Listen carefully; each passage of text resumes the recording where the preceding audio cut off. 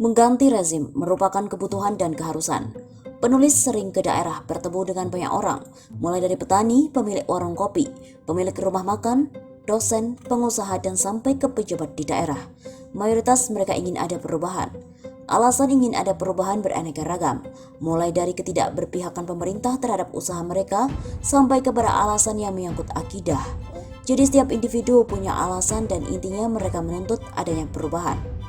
Sang rezim mengetahui hal ini karena mata telinganya melihat dan mendengar dengan jelas. Tetapi rezim sudah terlanjur panik, terlanjur takut. Karenanya diambil langkah kotor. Kotor karena tidak berkeadilan. Contoh, dicari banyak delik untuk memasukkan laporan ke polisi terhadap lawan politik. Ahmad Dhani jadi korban dan sekarang dipenjara. Rocky Gerung dilaporkan, dipanggil, diperiksa. Namun yang dukung petahana sudah dilaporkan tapi tidak diproses.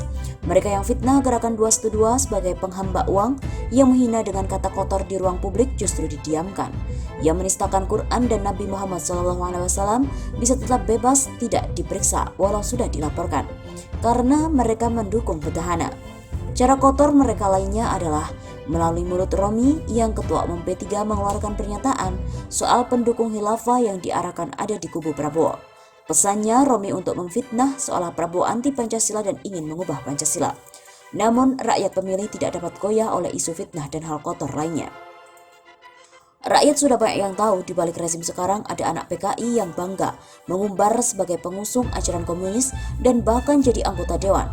Ada tokoh agama Syiah yang duduk di dewan dan mendukung rezim saat ini. Ada banyak pendukung LGBT yang mendukung rezim ini.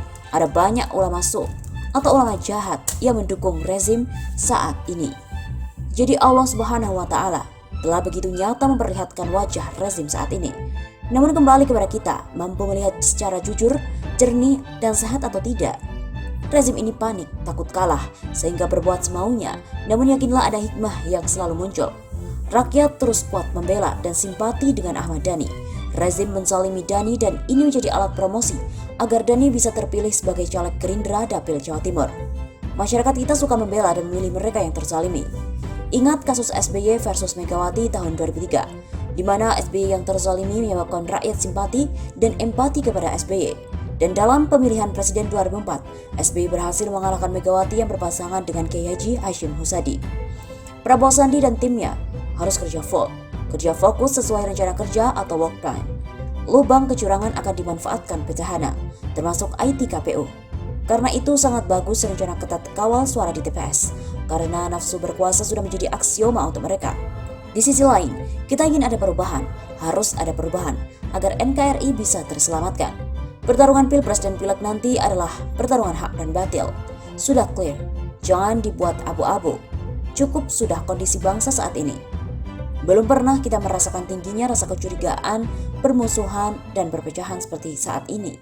Nurani ini masih ada dan terus hidup untuk menyelamatkan NKRI. Ganti rezim adalah kebutuhan dan keharusan.